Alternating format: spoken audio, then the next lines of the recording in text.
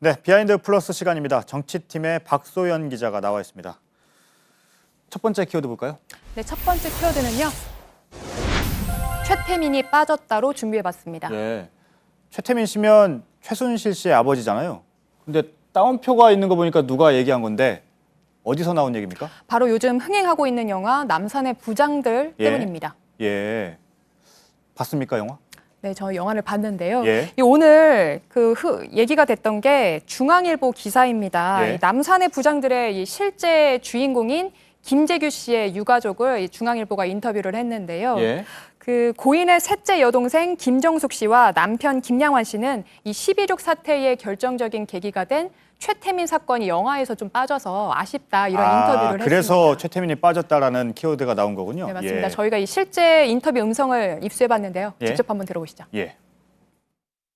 가족들이 진작에 알고 있었던 게 최태민 사건. 그 문제만은 우리가 굉장히 알고 있어요. 속상해. 굉장히 속상해 있어요. 내가 볼 때는 부마 사태나 버금 갈 정도지 그거는 지나가는 얘기로 가만 별거 아니다가 아니고.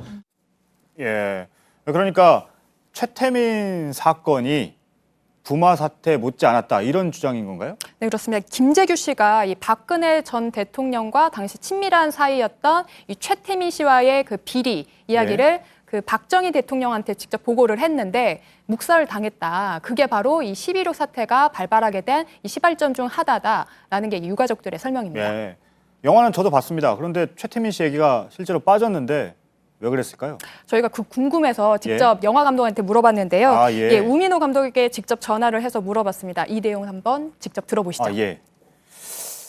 이 영화는 그 1인자와 2인자들이 그런 내부에서 벌어지는 이야기예요. 최태민 그 부분은 외부인이고 동떨어진다고 생각을 했어요. 그래서 선택을 하지 않았습니다.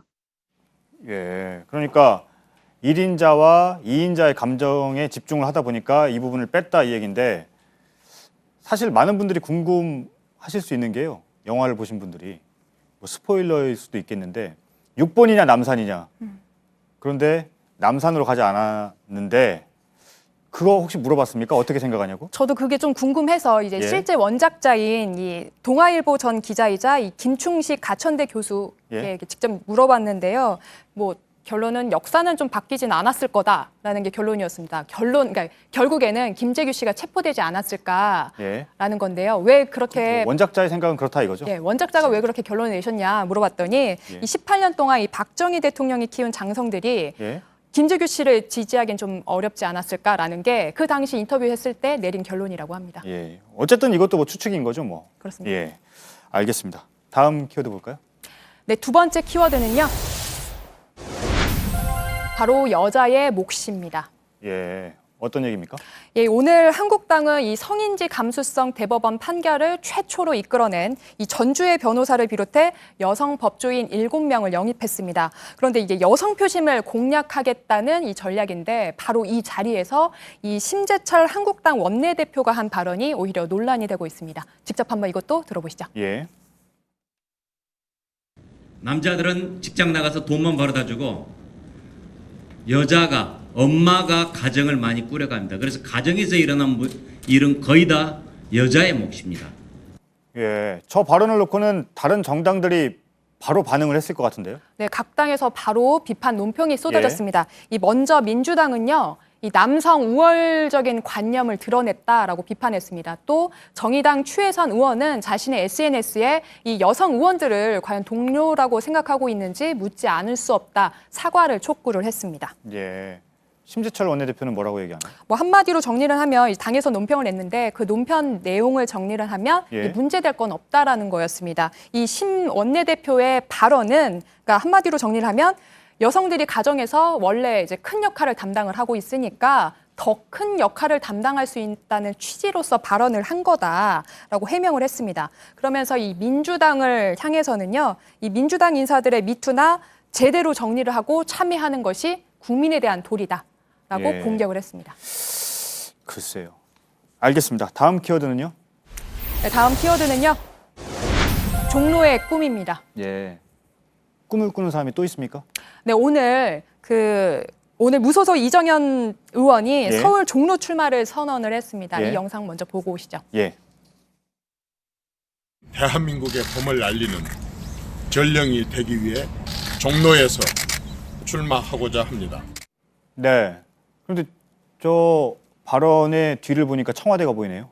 네, 종로구에 청와대가 있기 때문입니다. 예, 거기서 기자회견을 한 거군요. 그래서 근데 왜 하필 또 종로입니까? 예, 모두가 다 알고 있는 이 정치 1번지가 바로 이 종로이기도 하고요. 예. 그런 곳에서 이 메시지를 던져야 된다라는 게, 메시지를 던져야 예. 잘 전달된다는 게 이 의원의 설명입니다. 예. 지역구는 지금 전남 순천이잖아요. 네, 그렇습니다. 순천은 안 나가겠다고 한 상황이죠, 이미. 예. 네, 이 의원이 박근혜 전 대통령의 의원 시절 대변인으로 오래 활동을 했고 또 청와대 정무수석과 홍보수석을 지냈습니다. 그래서 지난해 12월에 순천 불출마 선언을 할 당시 이런 입장을 밝혔을 때 이 정계를 떠나는 거 아니냐 이런 관측이 좀 나왔었는데요.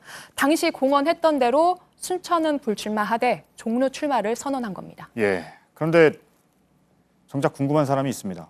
한국당 황교안 대표는 종로에 나가는 겁니까? 안 나가는 겁니까? 오늘도 기자들이 또 물어봤습니다. 예. 네, 이거와 관련해서 황 대표는 오늘도 이제 확답은 없었습니다. 이 영상도 한번 보시죠.